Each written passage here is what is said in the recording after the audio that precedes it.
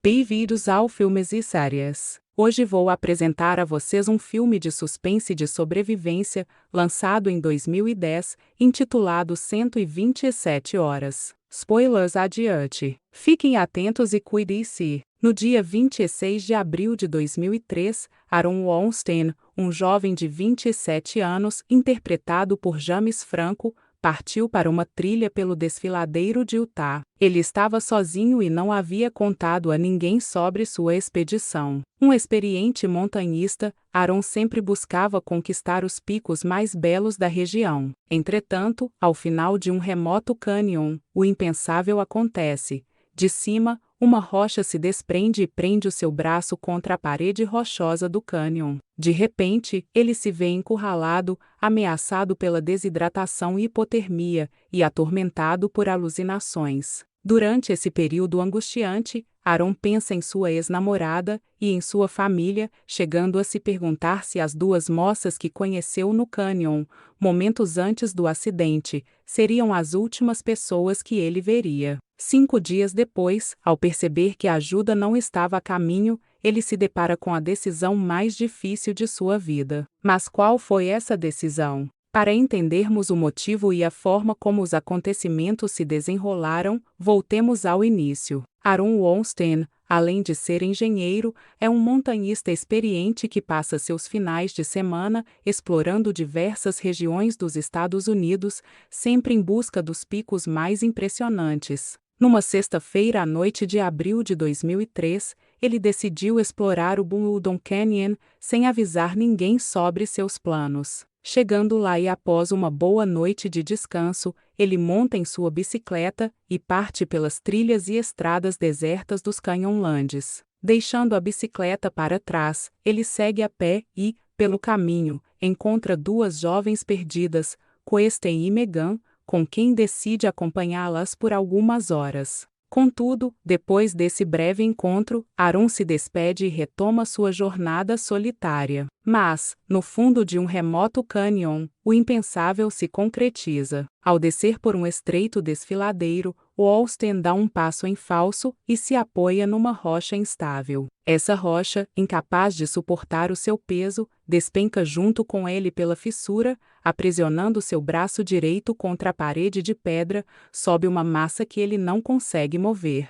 Preso, ameaçado pela desidratação e pela hipotermia, e imerso em alucinações, ele se vê diante de uma rocha de aproximadamente 1 metro de largura e com cerca de 75 quilos. Com a reserva de água quase esgotada e sem que ninguém soubesse de sua localização, Aaron tenta, por muitos minutos, puxar seu braço com toda a força e deslocar o pesado bloco, mas sem sucesso. Exausto por seus esforços, ele decide beber um pouco de água de sua cantina, mas logo se dá conta de que precisa economizar cada gota. Ao revistar todos os seus pertences, o relógio, a bolsa de água, a câmera digital, ele retira o seu relógio, utilizando os dentes, com grande dificuldade. Consciente de que estava completamente só no meio do nada, Aaron resolve fazer um inventário de todos os equipamentos que havia levado consigo e, munido de sua faca multifuncional,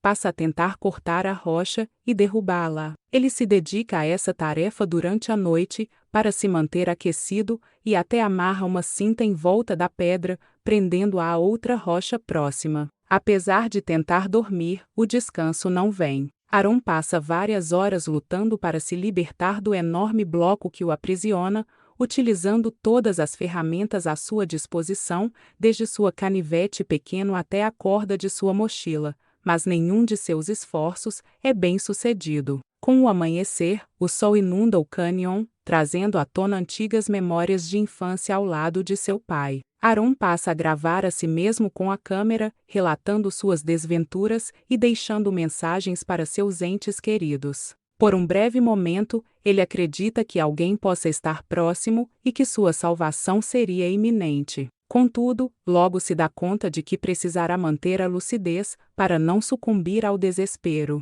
Quando a noite cai novamente, e depois de se cobrir para enfrentar o frio, ele começa a apresentar os primeiros sinais de alucinação. No dia seguinte, com todas as cordas e mosquetões devidamente posicionados, Aaron tenta levantar a pedra utilizando primeiro o braço e, depois, os pés, mas sem sucesso. Mantendo seu diário de bordo junto à câmera, ele anuncia uma notícia desoladora: a severa escassez de água, que diminui a cada hora, o obrigará a beber a própria urina. Mesmo que alguém aparecesse para resgatá-lo, as chances eram de que ele sangrasse até a morte antes de receber qualquer atendimento médico. Assim, ele decide que seria melhor que os possíveis salvadores acreditassem que ele já estava morto. Dominado por esse estado de espírito, Aaron tenta cometer suicídio, esfaqueando-se no peito com sua faca. Porém, ele se recorda de algo que uma antiga namorada lhe dissera,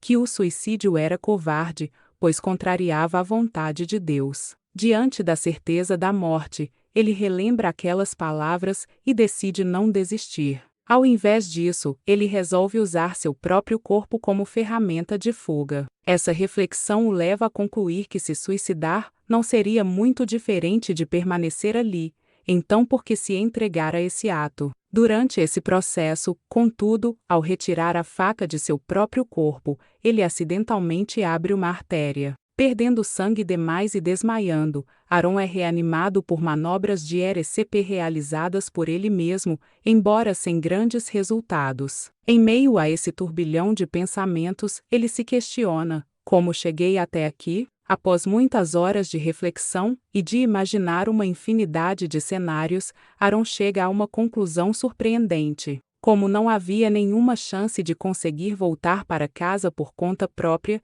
ele precisaria de ajuda para sair dali. Essa constatação o leva a uma verdade ainda mais amarga.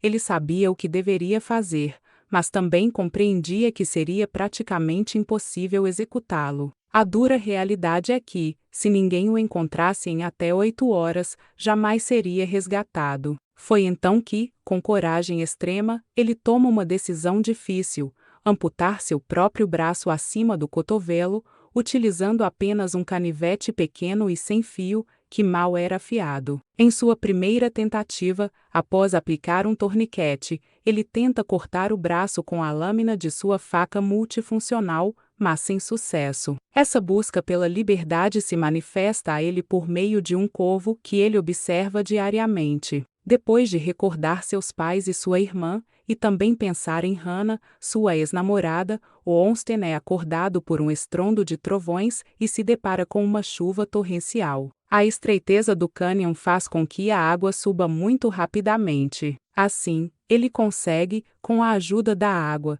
levantar a rocha e retornar à sua van. Ao chegar à casa de Hannah, ele tenta pedir ajuda sem conseguir pronunciar nenhuma palavra, mas ela simplesmente lhe fecha a porta. Essa visão, porém, revela-se apenas um sonho. Ao raiar do dia, cada vez mais lúcido, Aaron imagina-se como convidado de um talk show americano, onde o apresentador e um dos ouvintes o ridicularizam. Nesse instante, ele se dá conta da gravidade de sua falha em não ter avisado seus familiares sobre a expedição, pois a busca policial por seu desaparecimento só poderia começar quando, provavelmente, ele já estaria morto. Recobrando os estribos, ele parece se despedir de seus pais, contando-lhes o que passava por sua mente e pedindo desculpas. Aaron então faz uma segunda tentativa de amputação, desta vez vencendo sua ansiedade ao enfiar o canivete em seu braço. Ainda assim, não consegue romper os ossos com a ferramenta.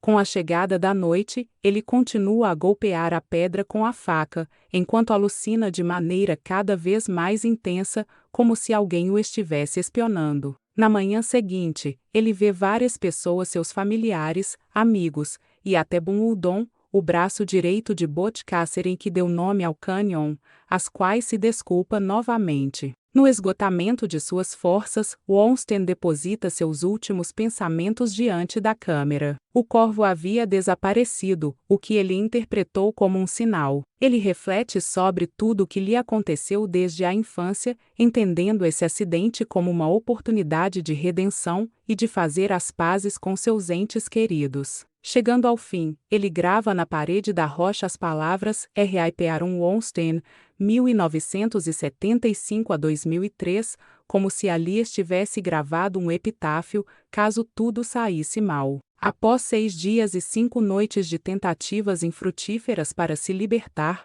de completa desidratação, fome e sofrendo de hipotermia, Wonstein presencia uma última alucinação.